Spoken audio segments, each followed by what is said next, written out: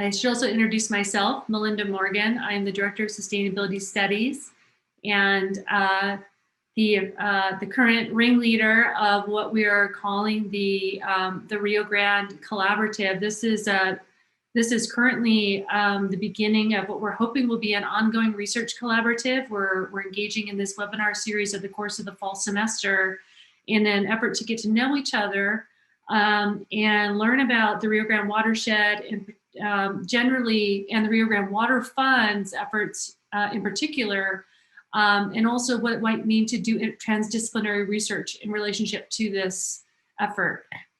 So this is our third webinar, and the hope here is to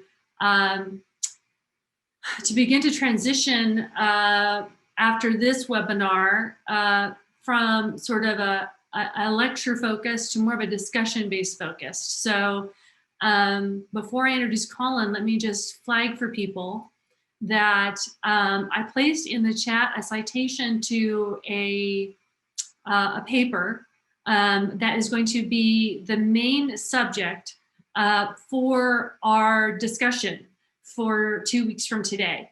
I changed the paper. The original paper that I proposed is a review paper by Bernstein. It's actually a really good paper, but I think this paper might be actually a little bit more helpful given where we're at as a team right now. It basically provides maybe a conceptual framework for thinking about how to engage in transdisciplinary research. And so we're going to be moving from a more passive way of doing things to a much more active way of doing things in the webinar series. And so we're going to be breaking them into groups next time. We're going to be actually actively discussing. So for you to really get the most out of the webinar 2 weeks from today, you actually do need to do some work and do the reading for next time. So it's going to be up on the Slack. So this is encouragement to actually get up on that Slack if you haven't already done so. I put the citation in the chat, as I said. We're also going to put a link out to the paper by email as well for those people who are registered, etc. But at any rate, just know that we're going to be transitioning to more of a team and less of a lecture series beginning next time.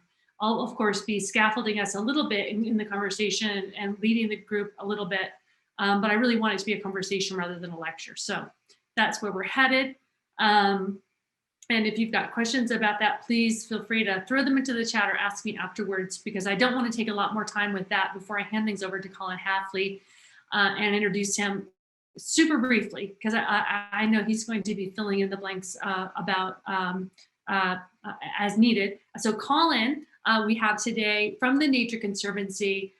Collin is the person at TNC that is leading the group's efforts with the Rio Grande Water Fund. And the Nature Conservancy really is a guiding and coordinating force, and I think it's fair to say the creative force behind the Rio Grande Water Fund, beginning with Laura McCarthy, who went on to become the New Mexico State Forester and is now involved in that role, in that position. But Collin has stepped up to play now this really critical role for the fund, which is now playing at statewide and a critical role in helping our watershed. And so I'm going to turn over to you, Collin, to tell us a little bit more about what the fund is actually doing. Thank you. Yeah, thank you, and thanks for the invitation to come and chat with folks.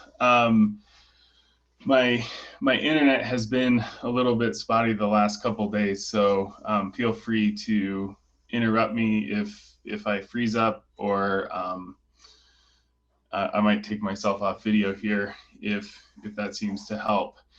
So the Rio Grande Water Fund, you know, as Melinda says, is about 5 years old now. And it really did get started with Laura McCarthy. And so I'm in a really great position to be able to take this good idea and shepherd it into kind of the next generation. And that's what I hope to talk about with y'all here, and where I think this fits in with the goals of the research collective is in helping us, amplify the successes and fill some gaps with what we've been doing. So when we, the vision of the water fund is really pretty simple. I mean, it's an understanding that our forests are the water tanks for the cities in the state, the cities in New Mexico and the state itself, and that our economy runs on water. And without healthy forests, we don't have healthy water, and we don't have healthy, vibrant communities. And we understand that fire is both an essential ingredient to healthy forests, and therefore high quality water. And we also understand that fire can be a threat. And so the water, in New Mexico, the Rio Grande is definitely the spine of our water infrastructure and the backbone of our communities and our of our ecosystems and our economies. But our water comes in so many different shapes and sizes in New Mexico, from acequias flowing out of the mountains to these high elevation lakes and reservoirs. And it all really starts in the forest. And just for a bit of background, we'll go quickly through this since I know most of you are really familiar with this country, but our forests are just like overgrown. I mean, a century of fire exclusion has created forests that look more like this instead of the historically sort of open conifer systems that could withstand frequent low severity fire. And so we're creating, what some scientists have called bombs in our backyards. And so this picture is the Las Conchas fire in 2011, just outside of, it's actually taken by my wife just before we evacuated from Los Alamos. And so you can see the lab in the background, that greenish building, and so threatening kind of our infrastructure in the state as well as our communities because of this overdense fuel loading and the risk of catastrophic fire. And this is, not too dissimilar from what's happening in the dry conifer systems on the West Coast in 2020. So here is, for those of you who aren't familiar, it's an aerial view of the Jemez Mountains with an outline of Bandelier National Monument. We're going to use Bandelier a couple times as a scale object for our conversation. And, in some areas of work, we use things like bananas and dollar bills as scale objects, but when you're working at a landscape scale, you have to use national monuments. So Bandelier is about 30,000 acres. And so when we look at the impact of the tree killing fire, so this is the fire that's sort of quote unquote unnatural in the system. And this is we'll go through this decade by decade. So in the 70s, we had one major fire that was about 17,000 acres. And you can see the tree killing fire there represented in red. The 80s were actually pretty wet, so we didn't have a ton of fire, but then in the 90s, we started to pop a couple more. So just west of Bandelier and then north there of Santa Clara Canyon, we had two fires that created some high severity patches. Then in 2000, we had the Cerro Grande fire that burned just outside of Los Alamos. The town of Los Alamos burned into the community and actually burned about 160 some residents. And that was 40,000 acres large, which, if we toggle back and forth, that's the high severity fire that resulted from that 40,000 acre fire.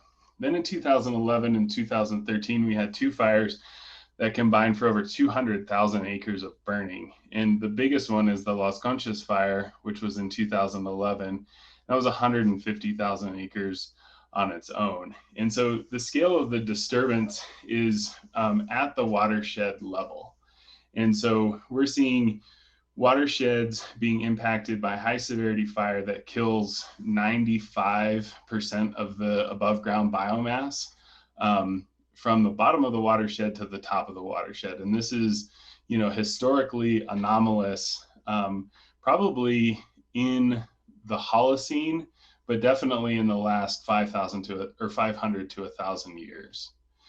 And when the monsoon rains come, you know, in a typical year, after the fires, we get massive amounts of runoff that pollutes the reservoirs with floating ash and debris. And this is a picture of Cochiti Reservoir, and then some water that was sampled from there, kind of as a before and after the fire. And the water managers are really challenged with dealing with this type of, you know, we're used to dealing with sediment in our water supplies, but ash and floating debris is a different story. And so the question is kind of, what do we do to work at a landscape scale that matches the scale of the disturbance when, you know, when the watershed is shut down, when the water supply and the water intakes are shut down for 40 days because of, you know, water that looks like the jar on the right.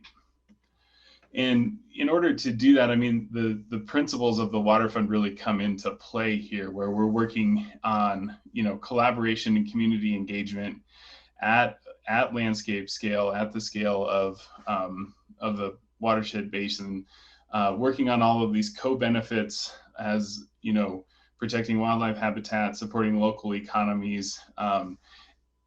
All of this is really driven by science, and this is the kind of stuff that I think that I'm going to get into here in just a little bit. But to dive into sort of the what of what is the water fund, the water fund is really built off of a model that was developed in South America, and particularly a water fund that was established in Quito, Ecuador, where the population there is served by water that flows from forested areas up, you know, uphill, upstream of the actual town. And so what they did was they developed a board of directors, and were able to fund that with both private donations from corporations and, you know, public funding to create incentives for, you know, water, say like water smart investment from farmers and the sort of the owners of the land upstream. And then that just results in really cheap, clean water for the downstream users. And so this is where, again, TNC capitalized on TNC in North America capitalized on our partners in South America and said, how can we bring this up here? And this is where Laura McCarthy, working with many other partners, kind of applied this model to the Santa Fe watershed, the municipal watershed outside of Santa Fe, which has a really close and tight connection between our water source in Santa Fe and the water users. And so, you know, I'm looking out my window now, and were it not for a couple of Siberian elms, I could look right into the watershed. And so that connection is very sort of like conceptually very simple, where you can say, okay, 40% of the city's water comes from this forest. It's at risk of high severity fire. You know, this is in the early 2000s, and so Rio Grande had just happened. That, you know, in that high severity fire led to a lot of flooding. And so what we're seeing is, well, let's deal with our forests here. And so in partnership, the Forest Service, you know, the city of Santa Fe, the Santa Fe Watershed Association, and TNC came together to develop a plan to fund and then implement some of the necessary prescriptions to secure that water source. And so that pilot project was really successful, and that relied on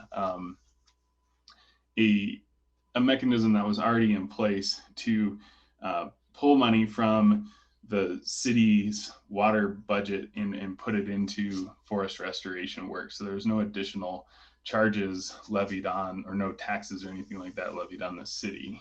And So the Rio Grande Water Fund is essentially just well, not a simple scale up, but a pretty massive scale up of that model, where downstream water users in Albuquerque and the agricultural users in the Middle Rio Grande Conservancy District were the initial supporters of watershed restoration in the upland basin. And then the Forest Service, the U.S. Forest Service, chipped in funding to support further restoration outside of the water, outside of that direct connection between Albuquerque's water users and the forested watersheds. And so the Rio Grande Water Fund, in addition to being sort of a geographic scale up, it's also a scale up in scope. And so we're part water fund and we're part watershed collaborative, and we'll kind of talk about both of those. But the water fund part comes from support from the Middle Rio Grande Conservancy District and the Albuquerque Bernalillo County Water Utility Authority. Those two alphabet soups of organizations come together to provide funding to do forest restoration in the San Juan Basin in very southern Colorado, which is then, piped in through the Chama diversion into the Rio Grande, and then that flows down to Albuquerque. And some years that's the water that most of us are using as our surface water diversion from the Rio Grande. And then the watershed collective piece, because of that work that we're able to do through the really tight connection between water source and water users, we're able to build off of all of that and create this watershed collective work that I'll also get into in just a little bit. So when you look at the risk, not only is this watershed really important to New Mexico, the black outline is the Rio Grande Water Fund footprint, and it's most of the upper Rio Grande Basin, but that's also one of the highest risk areas in the state in terms of watershed and water source protection. So we're working in a very important area, but we're also working in a very high risk area. And this analysis was done 5 or so, maybe even more, 6 years ago, I guess now. And we've updated it since, working with the state on what's called the New Mexico Forest Action Plan. And so that is something that identified the 500 most important watersheds in New Mexico. And those are outlined here in this darker blue color. And so if anybody's interested in learning more about that, it's literally hot off the presses this month. So that nmfap.org is a good website to learn more about the process for developing the Forest Action Plan and this risk assessment framework. But again, it identifies the upper Rio Grande Basin as one of the most important, one of the most at-risk areas for watershed and riparian restoration work. So again, with the Water Fund, the idea is to take this concept, with the Rio Grande Water Fund, the idea is to take this concept of, very tight connections in between basins and water users and expand that out to cover approximately 7 million acres. And we do that similarly to the way that folks did it in Ecuador, by creating an executive committee that is our governance, oversight group that's informed and drawn from this group of signatories that sign on to our charter, and we're up to 88 now. And those are, government agencies, NGOs, businesses, anybody who feels like they have a stake in what the Water Fund is working on and the benefits of our work. And then we also have watershed working groups that stand up and stand down as needed. And then we're always sort of outreaching to our broader stakeholders, both through the Water Fund and through our local place-based collaboratives. So the goal of the Water Fund is really two things that are pretty straightforward. One is just to restore, 600,000 acres over 20 years. And so for those of you who are like me and need a calculator for that kind of math, it's 30,000 acres a year. And we really want to work again at the large scale solutions to forest health and resilience. And that is primarily driven by the idea that we want to match the scale of our intervention with the scale of the disturbance that we're facing.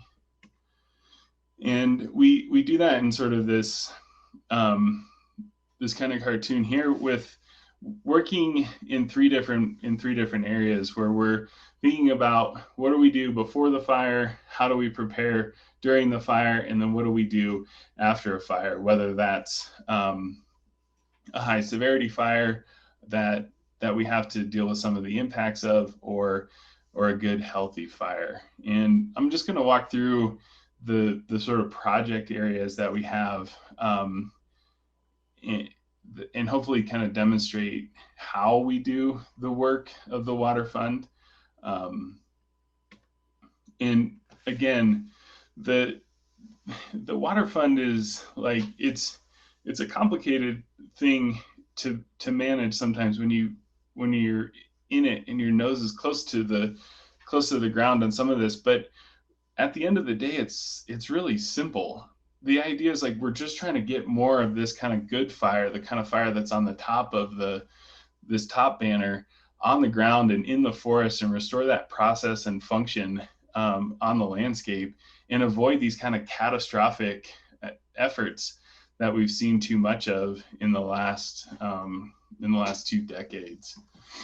And to do that, again, hopefully this isn't too much review for everybody, but we often need to start with a mechanical intervention that removes some of those fuels that have built up over the course of a century of fire exclusion. And those fuels, we call them fuels, they're really trees, can often be used for timber production, logs and lumber, or vigas and firewood. In northern New Mexico is a really important source of heating and even cooking in some communities. And then we work with our Forest Service partners and our federal partners and some NGOs to reintroduce the good fire, or the low severity surface fire, into these systems, which recycles nutrients and is the final step in the restoration process. And it leaves behind, in this two-step kind of effort, a restored forest where the forest is no longer competing for light, and is able to actually withstand climate warming in a stronger position to resist beetle outbreaks and hotter droughts. It's also able to withstand the types of high severity fire that we've seen in the last 20 years. And we have multiple examples of our forest restoration treatments interacting with wildfire. And there's just a short list of some of those here, and then an aerial view of what some of those restoration treatments look like. And so the area highlighted in red on this slide was completely untreated. So that was just like that dog hair thicket, that thick forest that I showed in one of the earlier slides. And the area in blue had been sort of restored with prescribed fire and some mechanical thinning. And when the fire was, the fire burned through that red area in a crown fire with, 150-foot flame lengths, 200-foot flames, and then it hit that area where it had been treated, and it immediately fell to the forest floor and creeped around and eventually went out. And even this area here highlighted in yellow, where it had been thinned mechanically, and those fuels and those trees had been piled up but not burnt, you still saw some great impacts and some great effects coming out of that, of not too much high severity fire. So just sort of anecdotal evidence that our work is working. And the other way we're trying to influence water quality from our upland streams is through direct intervention and restoration in the streams and wetlands. And so we do that mostly through, these like natural channel design and natural process designs, where we're trying to work with the water and work with nature to reconnect the floodplain with the stream bed and stop some of that erosion work. And so we work in both intermittent streams and perennial kind of permanent water streams. And even working in places like Santa Clara Canyon that have been impacted pretty significantly by post-fire runoff, where again, the scale of the intervention has to match the scale of the disturbance. And in this case, you're no longer using small rocks and boulders, but full-size trees to restore the systems. And there's an ecological benefit to all of these projects, but there's also a really important cultural benefit to working with the youth of the Pueblo, and also just the youth of our local New Mexico communities to do some of this and get hands-on experience learning how to do this restoration work, and finding new ways and old ways to connect with place. This is sort of a new area of interest for the Water Fund, is working in reforestation following a fire. And so again, if we were using kind of this, jumping into the Bandelier example in the Las Conchas area, the red shows the areas that have been kind of deforested with high severity fire during Las Conchas. And what we're able to do working with our science partners is create some downscaled climate modeling, use some downscaled climate modeling to identify the most suitable places for reforestation. And so here we're looking at reforesting with Doug fir, which is the abbreviation is PISME there, but the yellow colors are areas of that would be better to reforest, and the purple are worse. And so again, you can kind of see Bandelier there outlined in green.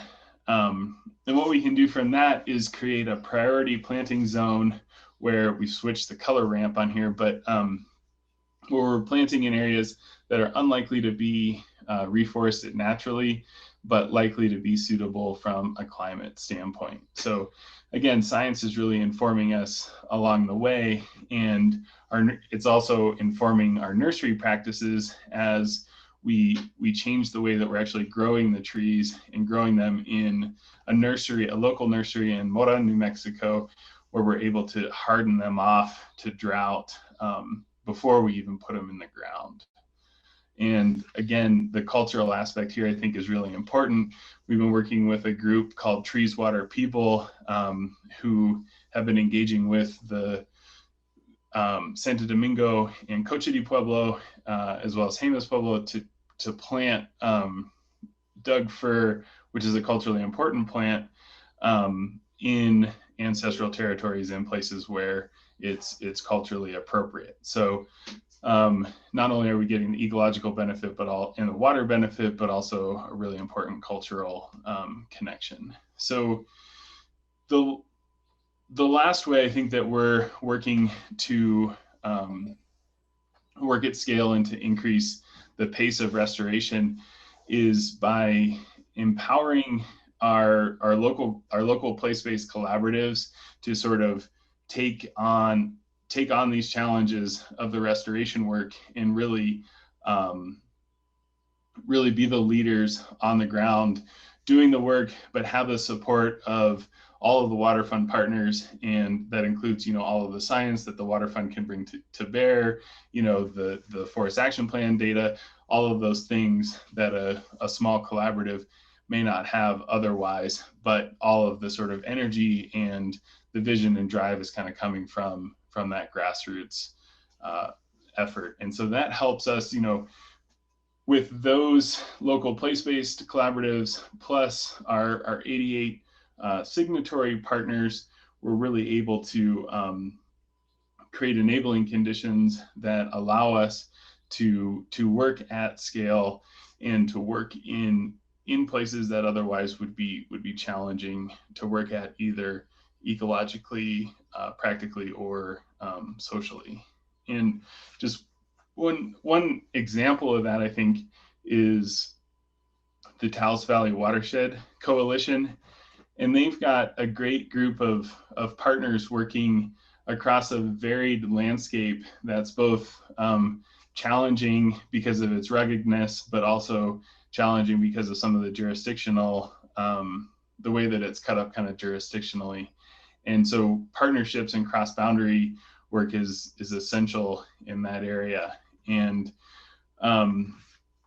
we've been really fortunate to work across this, this beautiful landscape for the last, since the Water Fund got started. And I think these partnerships have really proven their success, even just in some simple quantifiable metrics.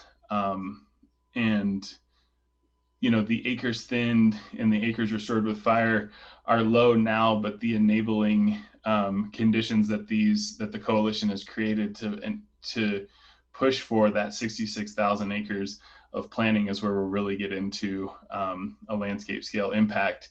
And then because of the plans and because of the coalition and because of the demonstrated effectiveness, it's been super effective at raising funds to get the work done, both federal, non-federal, and private. And from that kind of creative thinking that comes out of coalitions and comes out of groups like this, two things have sprung up. Two forest councils have sprung up, and these forest councils are modeled after the Acequia model of governance, where there's a council of local landowners or local community members, and then there's a mayordomo and an assistant. And in this case, instead of monitoring the ditch, they're monitoring a parcel of land that the parciantes in the Acequia model, but the leñeros in this model are actually coming together to cut wood out of a communal block that the Forest Service has set aside. And those leñeros, the woodcutters, are able to use that wood for whatever they want, whether it's firewood for themselves, they can sell it, they can give it to family members or neighbors or whatever. And so these two things are creating are pilot projects that are creating both. Again, it's this combination of ecological benefit and community benefit in the form of firewood, but also in the form of creating trust and restoring trust between the Forest Service and often the land grant heirs and the land grant members in this area, where the Forest Service is managing their sort of ancestral lands, or the territories that used to be land grants. So I'll wrap up here with a few numbers that kind of highlight where we've come in the last 5 years. And again, the Water Fund, while it's managed by TNC, it's really a collective effort of all partners. And so we've been fortunate enough to hit that 30,000 acre mark a couple times in the last year, and that's got us up to 140,000 acres treated. And we've spread that across 40 different projects and helped support 7 different place-based collaboratives across the area. And that all leads to even more funding and more support from local governments and municipalities. Here's just a quick map of how our projects are distributed across the landscape. So in the sort of upper left of the screen is the San Juan Chama source water project. And as that flows down to Albuquerque, that's the core of the Water Fund. And then our other work is on setting up these place-based collaboratives and helping them work through the challenges and get some work done on the ground. And our funding is also distributed across federal, non-federal, and private investment. And it's somewhat proportionate to the land area, but it's also reflective. It also reflects the ability to, or the broad support for the restoration work that we're trying to promote. And we don't have numbers for 2020, but in 2018 and 2019, we were able to hit that 30,000 acre mark for the areas treated. And so that's a 5-year goal that we were able to, or we were able to achieve that goal in 5 years. And hopefully we're able to continue. 2020 will be a tough year because of both COVID and Mexican spotted owl injunctions, but hopefully we can get back on it in 21. And last thing, I just wanted to wrap up with this. We really view the Rio Grande Water Fund and similar projects as an economic driver and a job creator, and both at a local and a regional level. And so in 2018, we worked with the U.S. Geological Survey out of Fort Collins to develop an economic impact study of the water fund investments. And we looked at both immediate economic impact and sort of the local and the regional scale for all of our restoration activities. And so what we found was that in our local expenditure, we're actually able to create quite a few jobs and quite a bit of economic output. So how many times that dollar invested bounces around in the local economy, and then in the regional economy, even more so.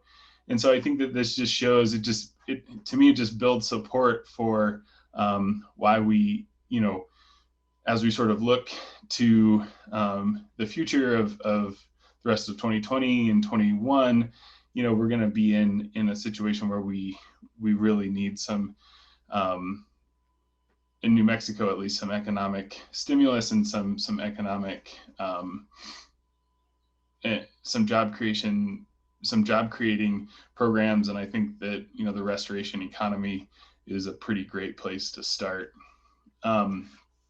Then lastly, as you kind of roll this whole package together, you get a situation where you're looking at, you go from where you're able to kind of pull all of this together into some policy and pass laws that reflect the hard work that's gone into this effort. And so in 2019, in the first legislative session of the Lujan Grisham administration, we were able to pass the Forest and Watershed Restoration Act, which provides a steady source of funding for this type of work in watersheds that benefit acequias or municipal watersheds across the state. So we've scaled up to the state level now, and it really sort of lays out a nice framework for how you scale up a project from going from pilot to scale the policy. And I think that this is broadly applicable to any of the work that we do in conservation, especially. So if you're interested in learning more, I really encourage you to come to riograndewaterfund.org and join our mailing list. We've got a signatories meeting coming up a week from tomorrow. And so if you want, you can there's information on the agenda and stuff like that at this website. And if nothing else, find a Whole Foods, I think, is selling. The 2nd Street Brewery made an October Forest beer for us for the 2nd year in a row. So I know we've got some beer drinkers on the call, and it's a good way to support local brewery and drink a beer for a good cause. We don't get any money. TNC doesn't get any money from it, but we're just we love the support of the local. The local community support is really great. So nothing better than a nice dark beer on a chilly fall afternoon. So with that, I'm happy to have any questions. Oh, that was so great, Collin. Thank you so much. The October Forest. Wow. Okay, so I asked Collin to leave some time, and he did. So because I knew folks would have a lot of questions about the fund, its structure, and also the substance of what it's been doing in the watershed. So please go ahead and put things in the chat, or go ahead and raise your hands. There's a bunch of us on the call, so I can't see everybody. But who would like to throw out a question for Collin? Go ahead and ask a question. Anyone have a specific question or comment? Oh, well, Melanie Stansberry, Representative Stansberry, welcome. And please unmute yourself and ask your question. All right. Well, that was an awesome presentation. Thank you so much for that. I missed like 3 minutes of your presentation, and so you might have covered it during this, so I apologize if this is a repeat. But I was wondering, do you guys have like data or metrics that you can say for every acre of treatment that you've done, it has this amount of either water quality benefit or water quantity benefit? And like, are the investments that like the MRGCD and the Water Authority making, is it like a real ecosystem services kind of investment, or is it more just sort of a general investment in the program? If that makes sense. Yeah, like, are they paying for a quantity of water by doing that? Okay, thanks for that. That's a great question. We're not selling water by the gallon for sure. We don't make those kind of connections between an acre treated and an acre and a sort of acre foot of water or some sort of quantity of water, because of all of the variability that goes into, you know, either snow or rain falling in the forest and then reaching a stream gauge or something like that. What we do try to say is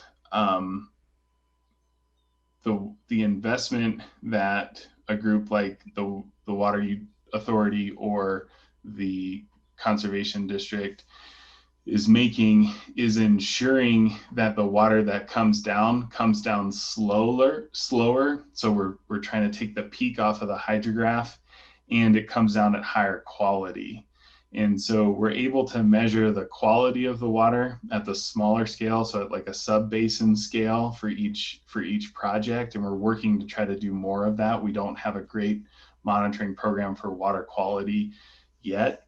And then at the broadest scale, at the basin-wide scale, what we're doing is we're trying to prevent transmission breaks in the water. And so any sort of flow that would get, you know, probably not dammed up, but just where the quality would get degraded because of a high severity fire, even if it's clean water coming out of like Colorado or coming out of the San Juan, but it hits the Jemez and then it gets full of ash and stuff, it sort of becomes unusable. And that's the thing, that transmission is the thing that we're really trying to quantify right now and learn more about how we can influence that. So unfortunately nobody's able to make more water in New Mexico than what falls from the sky. And so we're just trying to make sure that when it does hit, it stays up in the mountains as long as possible and it doesn't evaporate off or sublimate off and blow into Oklahoma or Texas. God forbid Texas. All right. Barb, does that answer your question? I hope. Oh yeah. I guess one other just quick follow on, but is if you have any papers that you can share that you guys have done on the science, I would love to get copies of that. And then if you're sharing your presentation, that would be awesome too. Yeah, for sure. I can put that on my list to share some of the papers. That's great. And in fact, that's a reminder that we should be getting everything that's been published so far related to the fund that you're willing to share and put it up in our Slack site. And we put Dagmar's presentation from last week in a PDF form up on the Slack site. And if you would be willing to do the same, Collin, we would put that in our shared collaborative website. And Melanie, I'm thrilled to see you here and hope you join the collaborative. You'd be a wonderful asset to our team. So Barb Cousins, please. Hi, excellent presentation, Collin. I'm really impressed with the work you're doing. My question was, what type of research, and I'll just expand it from what I put in the chat, what type of research or collaboration with this group would help you in the work that you're doing? Yeah, I think that's a great question, and I think that that's kind of the. I mean, I think that that's one of the things that just selfishly I'm hoping to get out of this group is some coordination. We do have it's funny, we just had this conversation in a staff meeting the other day, but we do have a lot of like science-y people on our team for the water fund, and so we're always asking questions, and it's about pairing up the sort of question with the person doing the research, whether that's well-established professor or and the other thing we can work on is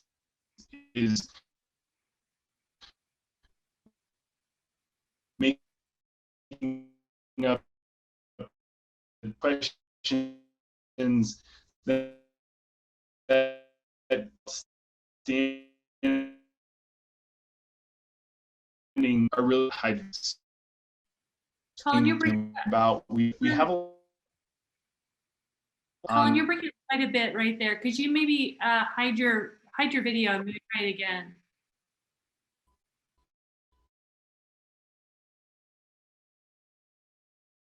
Did we lose you? Collin, did we lose you completely? Uh-oh. Shoot.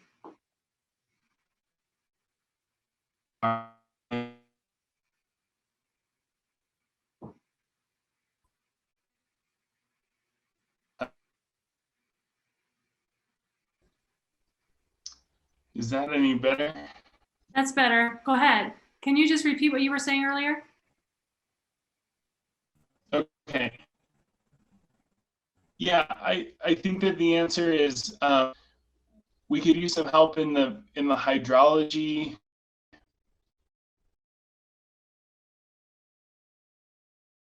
Second, the basin water, and working on tech work. We could use some and we have some all of those species that are able to do in a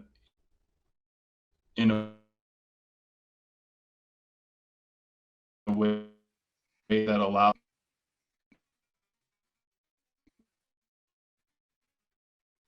We're still having a lot of trouble with you. I'm going to recommend that you sign out and sign in again, see if you can improve it. And in the meantime, let me take a crack at answering Barb's question. Obviously, I